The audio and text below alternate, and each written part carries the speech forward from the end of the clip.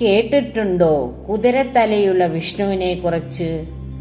എന്താ അങ്ങനെ സംഭവിച്ചത് എന്ന് ചിന്തിക്കുന്നുണ്ടോ? കേൾക്കൂ ഈ അദ്ഭുത ദിവ്യകഥ. മഹാവിഷ്ണുവിന് ത്രിലോകങ്ങളെയും പീഡിപ്പിക്കുന്ന ഹയഗ്രീവാസുരനെ വധിക്കണമായിരുന്നു. പക്ഷേ ഈ അസുരൻ കഠിന തപസ്സിലൂടെ ദേവിയിൽ നിന്ന് ഒരു വരം നേടിയിരുന്നു. തന്നെ പോലെ കുതിരത്തലയുള്ള ഒരാൾക്ക് മാത്രമേ തന്നെ വധിക്കാൻ കഴിയൂ എന്ന്.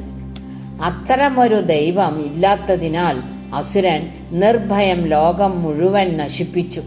അപ്പോഴാണ് വിഷ്ണു ഒരു അദ്ഭുത പദ്ധതി ആവിഷ്കരിച്ചത്. 10,000 വർഷം നീണ്ട മധുകൈടഭ യുദ്ധത്തിനു ശേഷം അദ്ദേഹം തന്റെ വില്ലിൽ യോഗനിദ്രയിലാണ്ടു. ബ്രഹ്മാവിന്റെ നിർദ്ദേശപ്രകാരം വെള്ളുറുമ്പുകൾ വില്ലിന്റെ ഞാൺ മുറിച്ചു. വിഷ്ണുവിന്റെ തല വേർപെട്ടു. ദേവന്മാർ വിലപിച്ചെങ്കിലും ഇതൊരു ദിവ്യ പദ്ധതിയായിരുന്നു. പിന്നീട് ഒരു കുതിരയുടെ തല സ്വീകരിച്ച് വിഷ്ണു ഹയഗ്രീവാസുരനെ വധിച്ച് ലോകത്തെ രക്ഷിച്ചു. ഇതാണ് ഹയഗ്രീവാവതാരത്തിന്റെ കഥ.